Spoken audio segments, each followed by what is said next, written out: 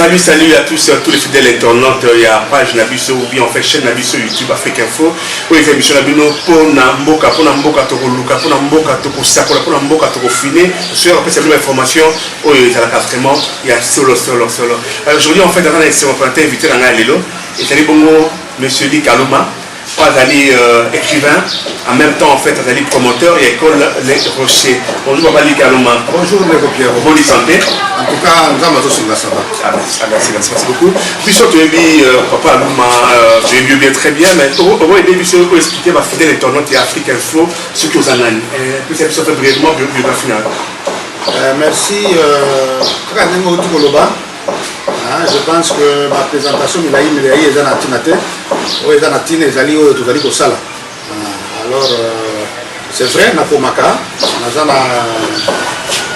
moi, dans mon kenda ma perception, na moi boigna mon keto tana yango, na ebi ke na boka na biso koma ezali penza, musala moko ba balingi mingi te, ba mi pesi mingi na yango te, mais ezali toujours important pour ça la yango et on se donne quand même cette peine-là de faire quelques publications. Le coup, la Sikoyo, on a dit que je suis derrière une grande publication. Je pense que ce qui est bimi, beaucoup de papier en gros.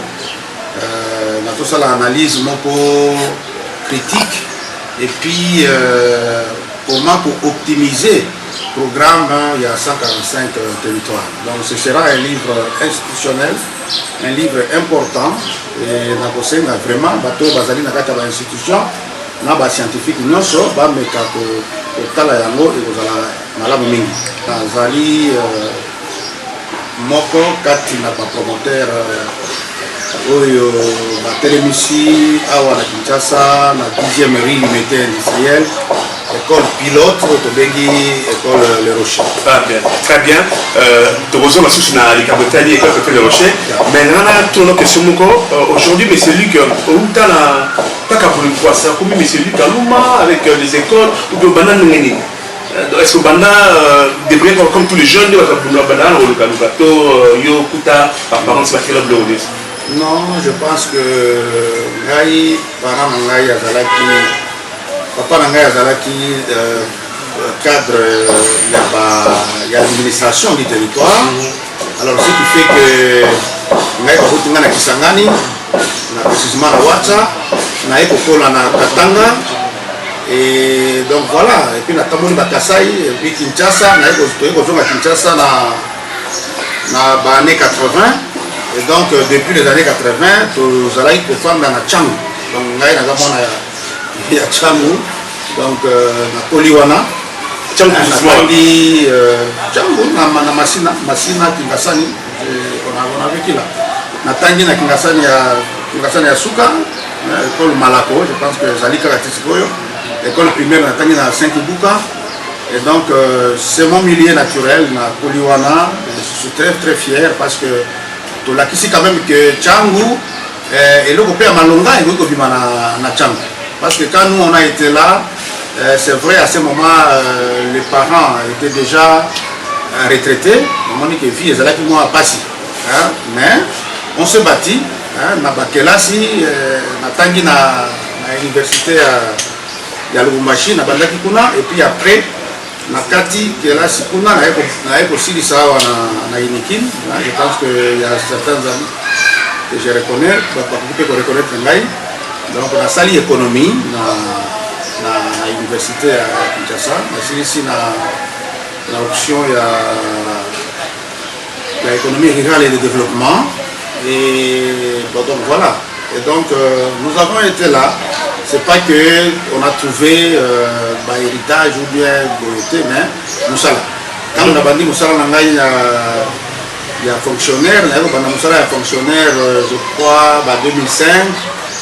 Et nous avons fait une mingi na Katanga et puis après nous avons en 2014 et puis nous avons Kinshasa donc malembe non économie ya muke et puis domaine où nous avons ça là mingi et ça domaine social ce qui fait que c'est très facilement surtout moi ndango abonya ezali et s'il y a du sérieux moi financement peut les engrater na moke na kokoki kozala nango avec bafinancement à gauche droite. Et donc voilà, on est en mesure aujourd'hui ya kotelemisa école pilote monene lokola oyo ya Le Rocher. Et tout ce qui peut avoir raté, toujours ébélé parce que tant que l'on vit, il y a de la créativité. Mais si vous voulez motiver contre le demande social, parce qu'on sait que si on déjà ça réussit bien comme déjà dans mon opulence, à bien associer à la société, mais nous motiver pour dans le domaine social. Ok, merci. Au monde social, les alliés, toujours on a comme société, hein, na kati. Donc na société okoki kozala na esengo kaka yo moko te, okoki koyoka esengo ya makasi koleka te soki bamosusu bazali malamu te. Nakanisi mpasi oyo eza na kati ya mboka na biso eza kosenga biso nyonso tozala na rekile wana, tozala na mwa conscience wana ekotela biso et tomona que on doit faire quelque chose parce que pays pauvreté, le cas de la mingi na kata domaine ya pauvreté na yebi na un peu spécialiste na yango. Pauvreté ezali individuelle te. Pauvreté ezali eloko moko ezalaka toujours lié na société, ezalaka toujours lié na mboka. Yango mona balobaka pays développé, pays sous-développé. C'est le pays qui est pauvre. C'est la société qui est pauvre. Comment dit? C'est nuance wana ezali très très importante, hein? Donc ce n'est pas des individus comme tels. Donc c'est la société dans laquelle vivent ces individus-là. Ce qui société wana, ce qui pays wana est pauvre. Ata osana ba millions de ngendini. Na pays wana osali pauvre toujours. C'est ça le problème. En fait, alors que yamana lobaka 1 million oyo osana ngona mboko oyo, na 1 million oyo mutu osana ngona Amérique to na mboka mususu, na 1 million wana ekeseni. Et ça, on a 1 million de pays pauvres, on a 1 million de pays. La différence, c'est 1 million de pays pauvres, 1 million de pays riches. Et c'est ça qu'on comprend. La différence, c'est ça. Oui, mais la différence, c'est d'aller ébélé. La différence, c'est d'aller ébélé parce que tu as du pouvoir d'achat. Pouvoir d'achat, c'est-à-dire que ma coquille, ni ni aux anangos, biloko ni ni au somba na 1 million par exemple. Alors que ce qu'on paye dans beaucoup dans le biwana, on a payé biloko ni ni au somba na 1 million wana. Déjà par rapport au pouvoir d'achat, on peut sentir que nous avons 1 million na poto. Attention, les alliés et vous consommez vraiment vraiment biloko ebele. Alors que yo muto zaliawa mutu ka oyo ya sobi ko na 50 000 et pas na yo comme na 100 000 parce que il faut autant de ça yango donc makambo za ebele. Donc en dehors il y a pouvoir d'achat, il y a aussi la valeur, il y a mbongo, il y a ngomoko. Donc je suis là, mais par rapport déjà à ces éléments-là, vous comprenez que les 1 million que vous avez dans les deux sociétés ne se valent pas. Ok, très bien. Il faut faire attention. Ok, très bien. Acteur du social, M. Lee Kalouma, écrivain, mais tu retrouves aussi ce promoteur d'école. Multiples casquettes. Ni est à l'école. Qu'est-ce que tu as motivé à l'école? Pas n'importe quelle école, mais l'école, moi, je me rends à standing international. D'accord, merci Mingi. Tamboli pe mamuke, lokola ba ndeko nyonso, lokola ba teke kala ngai, moko ba mingi ba tamboli kolega même ngai. Okende mwa mboka ya Amerike, okende na Europe, okende place boye na Chine. Mwa mboka kameme na tamboli na Asie, Amerike na tamboli mwa mlango ya mboka, na Europe pe mwa mlango ya mboka, même na Afrique. Alors, oyo biso tozali komona na bisika mosusu. Tozalaka meme bato baza na motema malamu ya kosala makambo mpe na ndenge esengeli na mboka oyo eza ya biso. Omona na bamboka mosusu, meme ekole ezali na bastandard, eza na bastanding. Ekole mosusu okokota neti na mboka na biso, tu ne sais même pas si tu es à une école. Donc une école c'est d'abord l'infrastructure. Et banana wana. Oui, infrastructure kakate, mais au-delà de l'infrastructure, mais contenu nini, il y a matéa, oyo, ils allaient couper ça na esika wana. Nyoso wana, ba pesa ka matéa kaka kona esema couper ça tête. Matéa oyo bozo couper ça bana, et c'est quelque chose na objectif na yango. Que soki toza couper ça mwana matéa oyo, na sima ya mbula moko ou na sima ya mbula mitano, mwana oyo akozala à mesure ya koyeba eloko songolo akozala na compétence boye. Donc avec précision. C'est ça l'objectif ya matéa ou bien ya enseignement. On dit que, comme on a vu la standard de l'école où ils allaient dans la bêtise, on s'est dit, mais pour la ligne,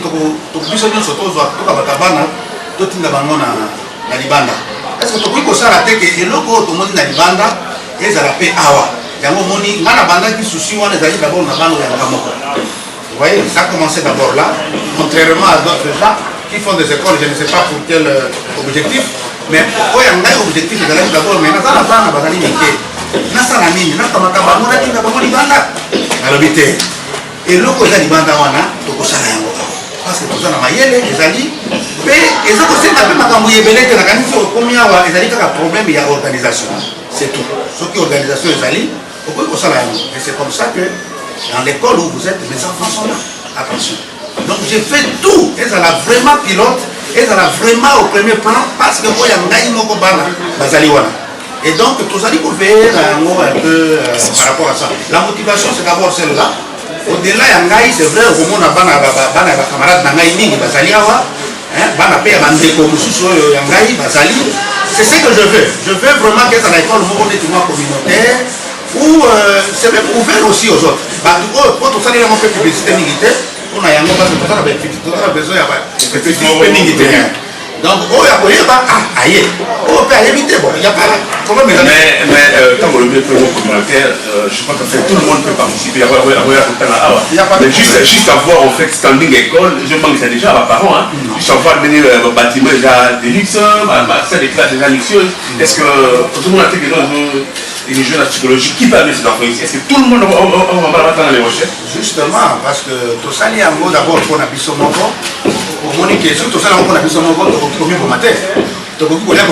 on ne peut pas se taxer trop cher et que ça va un peu illogique. Il y a un moment à la portée de la Bissomogo et à la portée à Bao et nous sommes allés pour la Bisso. Et pour encore renchérir la question à Yo, to kanisa qui déjà question mais est-ce que l'école est-ce que la école il y a moyen alors que faire pour que tu changer un peu d'homme aux la bourse la bourse samaritain la bourse de bon samaritain bourse wana ezo pesa mataka na bana o bazali ba donc pour tu aller sur la bourse na bakono c'est comme ça vaut mieux que ba orphelin oyo bazali make ba vulnérable bazana mutako ko fitela yete nous pouvons prendre ces enfants là alors ces enfants là oyo bazali là ba ko ko sala na makokite mais baya kotanga esika moko na bango ya biso je pense que c'est un pari réussi et aujourd'hui notre effectif à l'école est pour atteindre à peu près 20% à 25% il y a effectif à l'école où ils allaient consacrer na bana la catégorie wana ça c'est pas fait ici à Kinshasa et dans même dans le monde ou même en Afrique bon na tamboli place no sauter mais au moins na carte na biso na Kinshasa parce que fandi makamandenge wana na salimité mais nous nous sommes engagés parce que tozali baptisto nous nous sommes engagés parce que tolingi mboka nous nous sommes engagés parce que nous avons besoin il y a que école est à la ouverte na batu nyonso et à part catégorie ya ba je peux encore te souffler autre chose tout ça na to bengaka école inclusive et ça aussi c'est une des particularités l'école inclusive c'est-à-dire de Congoli école na bana o mutusu bazalo kwa na ba handicap songolo parce que au lieu ezala lokolo là-bas ba rejeter bango na société bazala lokolo là-bas na moko ba kotanga neti ya part biso to lobité ba sengeli kozala esika moko na bana o bazali entre guillemets normaux pour que la complexe voilà. Et même pour expérimenter ce que déjà nous expérimentons depuis que Tobandaki, on a donc la guérison par les enfants. Papa, c'est extraordinaire, hein? Il y a des choses, il faut vivre ça. Hein? Et nous on a compris que les enfants sont en mesure de se guérir. Et nous voyons ça ici. Très bien. Donc, guérison là-bas, et puis quand on a l'école ou bien dans l'église ou bien dans l'hôpital. Non, les enfants que vous voyez, là nous devons explorer,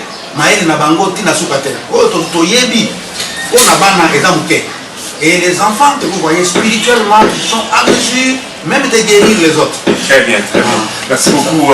Je vous ai rappelé que l'autre va dire en fait ensemble là, mais c'est Eli Kaloumawa, promoteur de l'école chrétienne Le Rocher. Il est temps pour moi de dire un grand merci à un promoteur, il y a chaîne Afrique Info, M. Franz Kemaï, pourquoi pas coordonnateur Château Kolo et Merveille Mampouya, qui sont toujours en fait présents pour nous rendre service. Alors, école chrétienne Le Rocher, cadre idéal peu dynamique, section crèche maternelle, éducation de base. Ce que nous intéressons, c'est une filière francophone anglophone. C'est-à-dire, dès que mon a été dans la maternelle, à ce moment, on va dire anglais ou bien en fait, ils ont un niveau par niveau.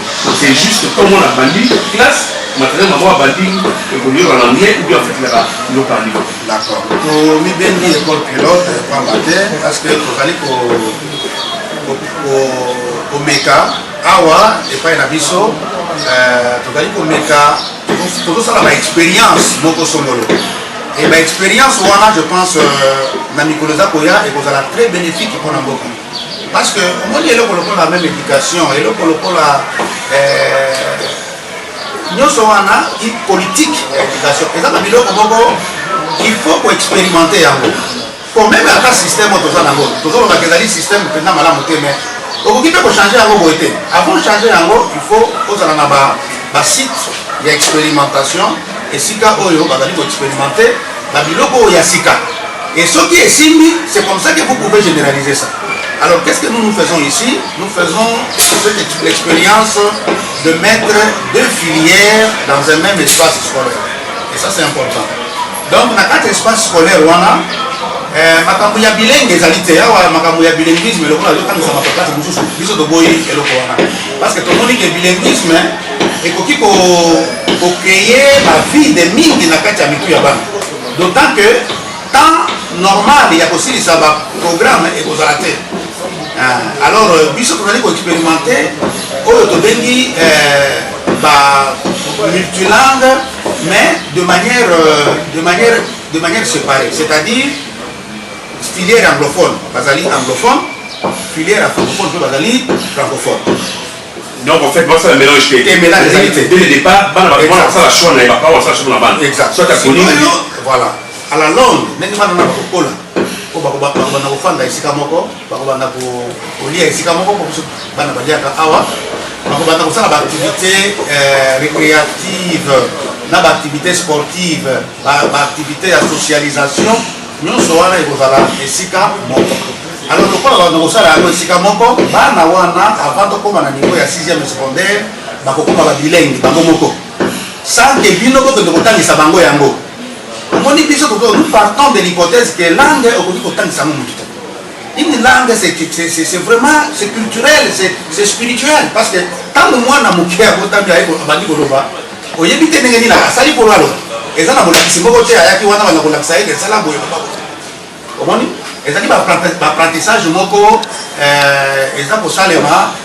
de manière tout à fait pas visible. Alors, ce qui va faire des bilingues, il y a la filière francophone à anglais, il y a la filière anglophone à français, et ça, nous expérimentons ça ici. Pour la filière anglophone, tous allés dans le pays, nous allons anglophone, nous commis déjà, je crois, la deuxième primaire. Mais la filière francophone, on a commis déjà la 7e.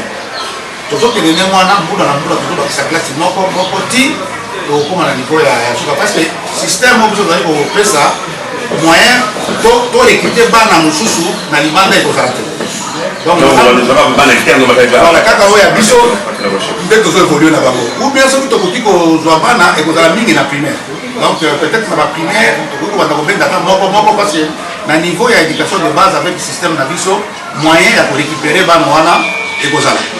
Mais ce qui déjà ici évolué, et que vous allez pas passer pour que moi n'aille s'adapter à moins grâce à la surdouée, parce que toujours que de l'amour un peu.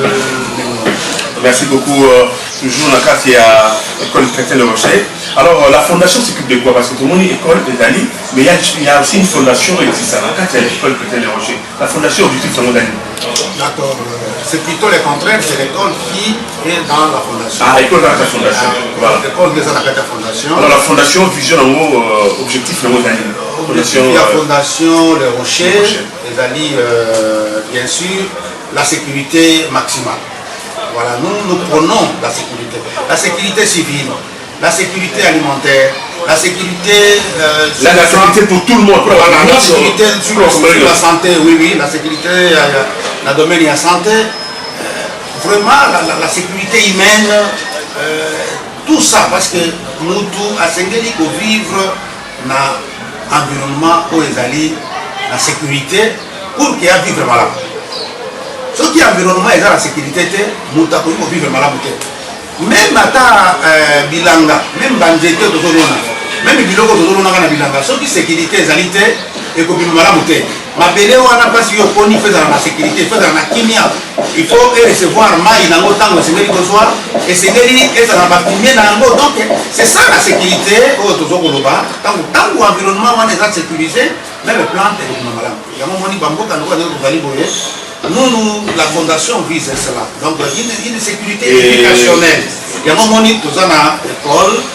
Je crois que toujours ça déjà hôpital, toujours un hôpital où il y a donc toujours que nous avons mémoire, ici la fondation, donc ça l'année sur mon côté, mais c'est avec l'appui bien sûr de vous autres aussi et de nous tous. Je pense que nous y arriverons. Et la fondation a déjà des actions concrètes sur sa médaille, etc.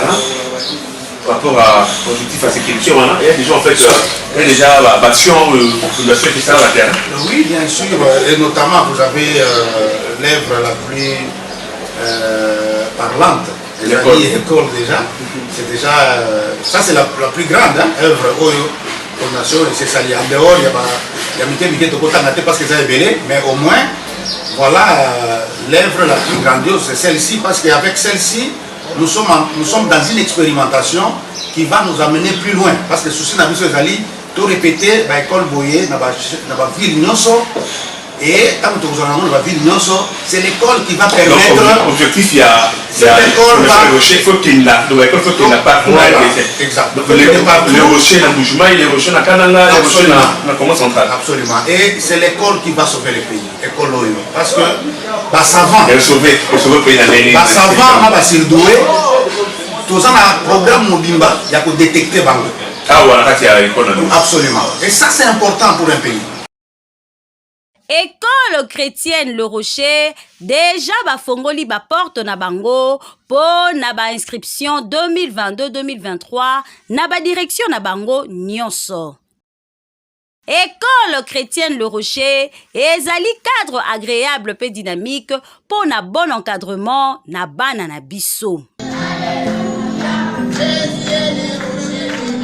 Eza na section lokola.